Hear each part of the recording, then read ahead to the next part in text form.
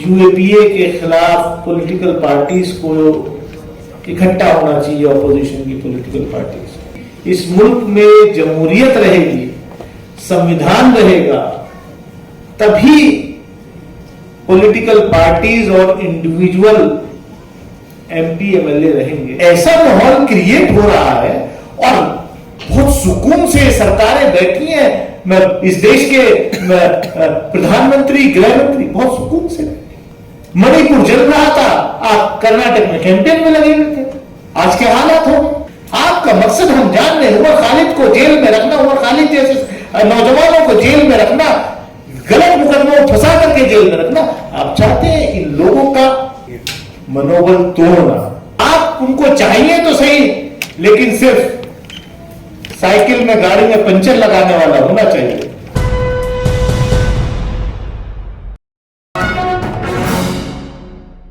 जब ये यूएपीए में अमेंडमेंट लाया गया था, तो इत्तेफाक से मेरा वो एज ए मेंबर पार्लियामेंट पहला सेशन था और मुझे उस वक्त इतना अंदाजा नहीं था कि ऐसा होगा, लेकिन स्पॉन्टेनियसली मैं जब उस पर बोला तो आज का जो दौर है, आज जो मिसयूज इसका हो रहा है, उन सारी चीजों से मैंने on record as a member parliament Lok Sabha में अवगत कराने का काम किया था।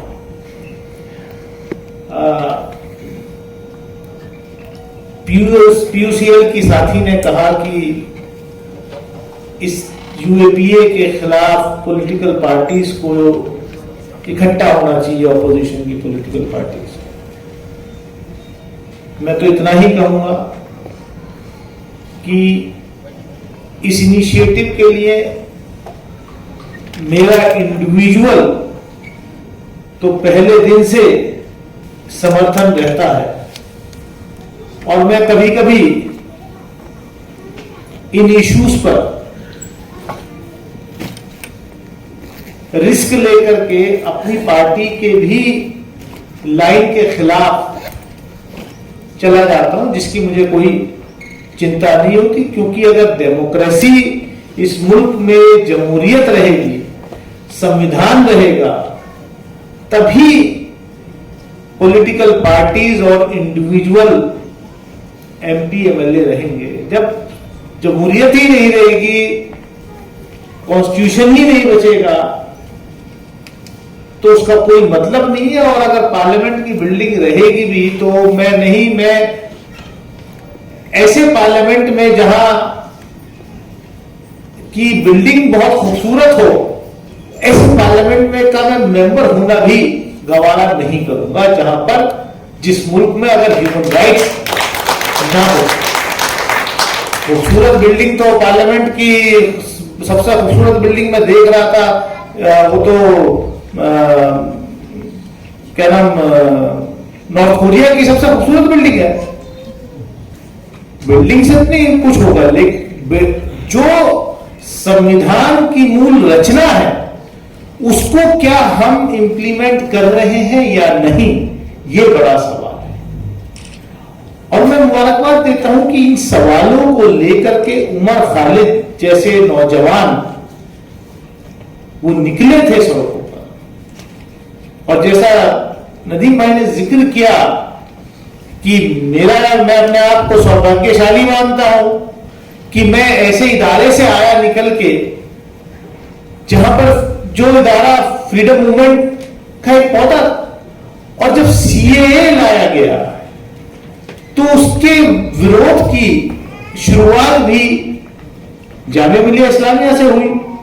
और जामिया के हमारे साथी, हमारे जूनियर्स, मतलब उन्होंने कुर्बानियां दी और वहां जेलों में बिना किसी, मतलब मैं कह सकता हूं कि जिन बच्चों को वहां के जेलों में डाला गया, उनका कॉन्स्पिरेसी से, क्रिमिनलिटी से कहीं दूर दूर तक कोई वास्ता नहीं हो सकता।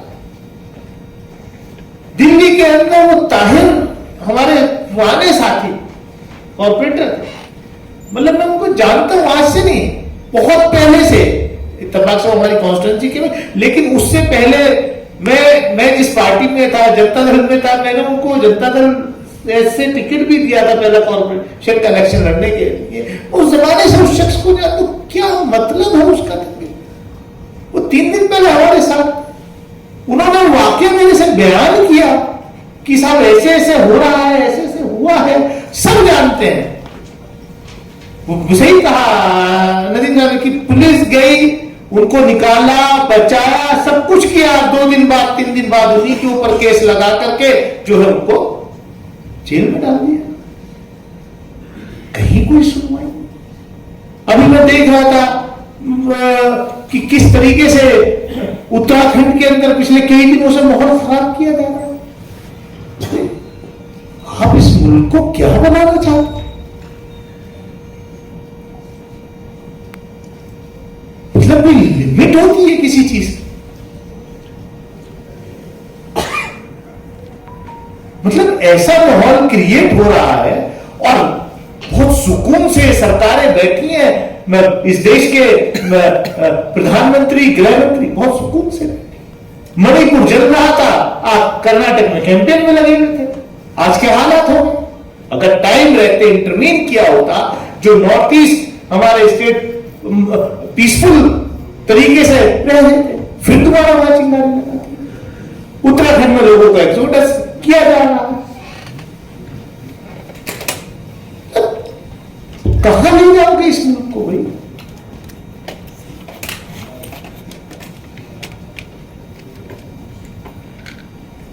स्कूल आप बनाते नहीं, यूनिवर्सिटी कॉलेज आप बनाते नहीं। जो हमारे लोगों ने अपनी मेहनत की कड़ी कमाई से कुछ लोग निकले हैं, छोटे मोटे इदारे जिन्होंने बनाए हैं, स्कूल बनाए हैं, जो इस मुल्क की गंगा जमुनी तहजीब को बरकरार रखना चाहते हैं। अगर गंगा जमुना नाम से कोई स्कूल इदारा बना भी लिया और उस इदारे में अच्छा रिजल्ट बोर्ड के एग्जाम्स में हासिल कर लिया और उसको सेलिब्रेट करने के लिए एक बैनर अपने स्कूल के बाहर लगा दिया, तो उस स्कूल की रिकॉग्निशन आप कैंसिल कर दोगे, उस स्कूल के बाहर बुलडोजर भेज दोगे आप। हो क्या रहा है इसमें? कहना कुछ और करना कुछ। मैं ज्यादा वक्त लेना नहीं चाहता, मैं इतना ही हूं। मैं जब मुझे मौका मिलता है, मैं जो मुझे लोग जानते हैं, मैं किसी भी इशू पे जब पार्लियामेंट के अंदर मौका मिलता है तो मैं पीछे नहीं ना हटा हूं और ना हटूंगा। क्योंकि ये सवाल जो है ये हमारे मुस्तकबिल से, हमारे आने वाली नस्लों के मुस्तकबिल से। आपका मकसद हम जान रहे हैं, उमर खालिद को जेल में रखना, उमर खालिद जैसे नौजवानों को जेल में रखना, गलत मुकदमों को फंसा करके जेल में रखना। आप चाहते हैं इन लोगों का मनोबल तोड़ना।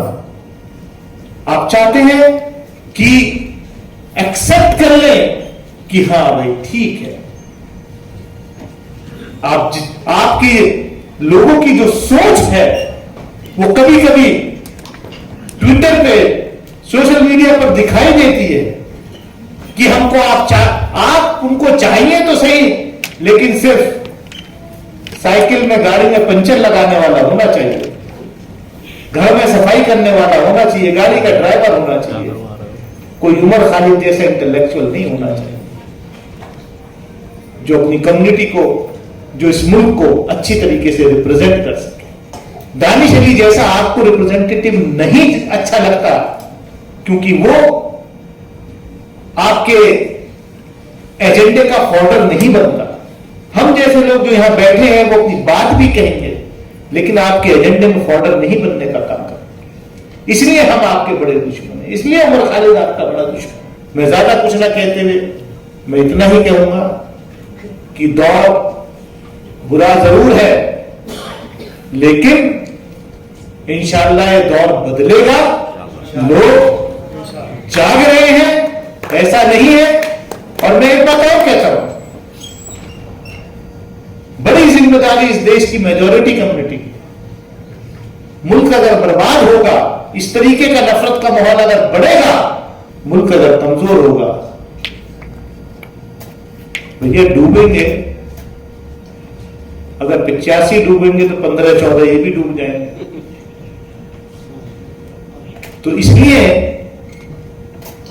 और मैं कह रहा हूं इस बात को फिर कि मेजॉरिटी कम्युनिटी के अंदर मेजॉरिटी सेकुलर है इस देश में आज भी, in spite of all their efforts. और वही लोग लड़ाई लड़ रहे हैं जिसको ये तोड़ना चाहते हैं, लेकिन तोड़ नहीं पाएंगे। ज्यादा वक्त नहीं है, लोग जाग रहे हैं। अभी जिस तरीके के रिजल्ट्स पॉलिटिकल आ रहे हैं और आने वाले वक्त में, आने वाले कुछ महीनों में और अच्छे आएंगे इंशाअल्लाह। 24 जो है वो इन सब मसलों से निजात दिलाएगा। हाँ, एक बात जरूर है कि